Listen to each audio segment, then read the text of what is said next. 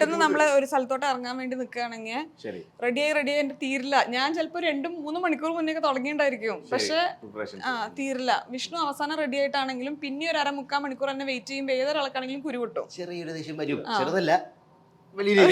അതിപ്പോ ഞാൻ ഇപ്പൊ പറഞ്ഞത് ആ മൊമെന്റ് ചെയ്യേണ്ട കാര്യമാണ്. പിന്നെ ഞാൻ അതിനുശേഷം ഐശ്വര്യോട് ഞാൻ പറഞ്ഞു, ഓക്കെ ഇതിങ്ങനെ എപ്പോഴും സംഭവിക്കുന്നുണ്ട്, അപ്പൊ നമുക്ക് ഇത് എങ്ങനെ സംഭവിക്കാതിരിക്കാൻ പറ്റും. അപ്പൊ അവള് പറഞ്ഞു അവർക്ക് ഡ്രസ് ചെയ്യുമ്പോൾ അവർക്ക് ടൈം കാൽക്കുലേറ്റ് ചെയ്യാൻ പറ്റുന്നില്ല. ലൈക്ക് എനിക്ക് അവർക്ക് തോന്നും 1 മണിക്കൂറിന് റെഡി ചെയ്യാൻ പറ്റുന്നു, പക്ഷെ അവർക്ക് അത് 2 മണിക്കൂർ വേണ്ടി വരുന്നുണ്ട്. അപ്പൊ ഞാൻ അവള് എന്നോട് പറഞ്ഞു, എന്നാ താൻ പറ ഞാൻ എപ്പോ റെഡി ആവാൻ പോകണം. ഞാൻ 3 മണിക്കൂർ മുന്നേ റെഡി ആവാൻ തുടങ്ങി, അപ്പൊ 4 മണിക്കൂർ വേണ്ടി വന്നു റെഡി.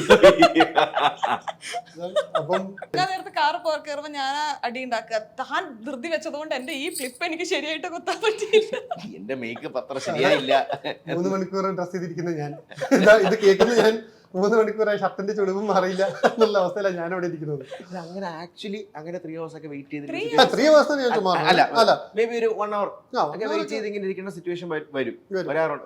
അതായത് ഒരു വലിയൊരു അവിടെ എവറി ഡേ സംഭവിക്കുന്നല്ല ഞാൻ പറയുന്നത്. അപ്പൊ അവിടെ ഒരു പാർട്ടി ഉണ്ട്, നമ്മൾ പാർട്ടിക്ക് പോവാണ്. അപ്പം ഇവൾക്ക് പറ്റുന്നൊരു ഇവള് ഡ്രസ് ചെയ്യാൻ പോയി ഡ്രസ് ഇട്ട് തിരിച്ചെന്ന് പറയും, ഇത് ചേരുന്നില്ല, എനിക്കിത് മാറ്റണം. അപ്പൊ പുതിയ ഡ്രസ്സ് കണ്ടുപിടിക്കാൻ പോകും. അപ്പൊ അത് ശരിയാവില്ല. അപ്പൊ അങ്ങനെ അത് എക്സ്റ്റെൻഡ് ആവും.